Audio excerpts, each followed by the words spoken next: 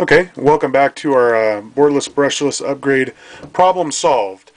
Took a little bit of brain racking and some help on the forums, and looks like we've got this thing all figured out. Basically, it boils down to an issue with the receiver by Esky, the 3-in-1, being not just having compatibility issues with pretty much everything. So what we had to do was to get the gyro to initialize, was to separately control the power to the gyro instead of it all powering up together, because the receiver wouldn't initialize quick enough to get the gyro to initialize. We would have to separate that power. So we had to do that. And how we did that was we added a servo extension wire, and we just put a simple on-off switch in it. We connected that that lead connects to the gyro lead that connects right back into our gyro. So that's channel 4 on your receiver. And we just clip the red line, put the switch inside, put some tape on it, and we have a nice little on-off switch that works great. The other thing that we did is here on the on the mixer, we removed the red wire by clipping it up in here and clipping it down at the plug. So that way, as it plugs into the gyro, it's just the orange line and the brown line. Those are the only two colors that you'll have connected there.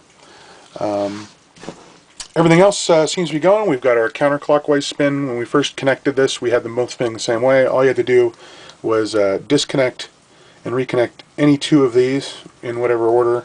Just flip them around, and now they spin the correct way. When you first, let's demonstrate how it all works, and show you what we got.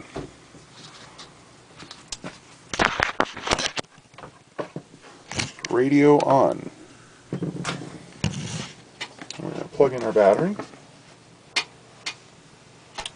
We have the switch currently on the gyro turned off, the power switch to it.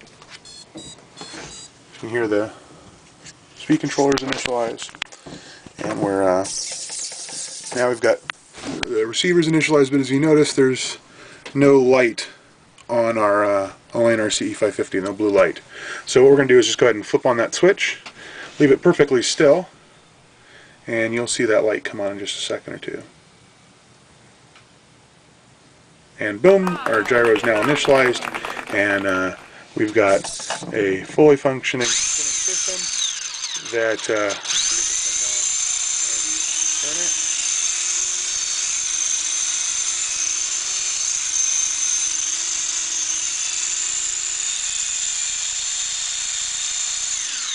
so you can hear that everything's working great.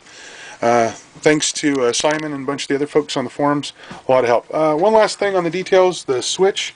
It's just a servo extension wire. We use a little 4-inch servo extension wire down to Radio Shack, about a real smallest, lightest on-off switch we could find. Solder the center wire to one side, and then either side on the other, leaving the third peg on the bottom of the switch free, and that'll allow you to connect it. You can find a servo switch, and you could modify that, but that's $8.50, and this costs us about $2, about $4 to put that together. So much easier job, and have fun, guys. Can't wait to get this thing in the air.